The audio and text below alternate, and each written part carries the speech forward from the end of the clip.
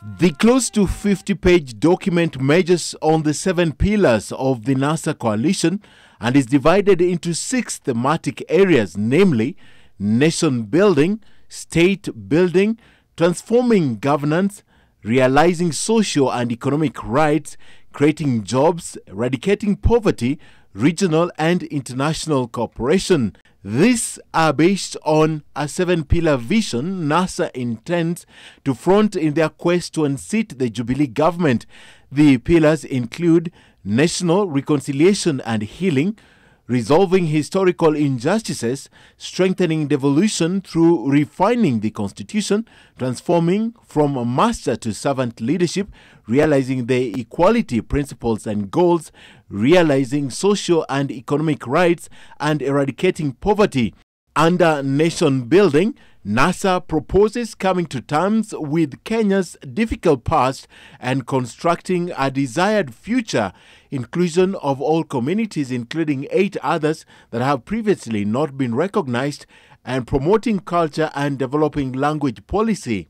Then there is state building, reaping the fruits of the Constitution, where NASA, if elected, says will deploy executive administration action, legislative action and constitutional amendments to realize a cooperative government and intergovernmental relations, harmonize the relations between the National Assembly and the Senate, and foster relations between the senators and the governors and county governments. NASA's agenda.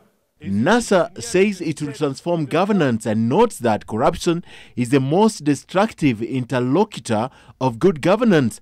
This will be done through a defined governance culture, an all-inclusive government, and fighting corruption.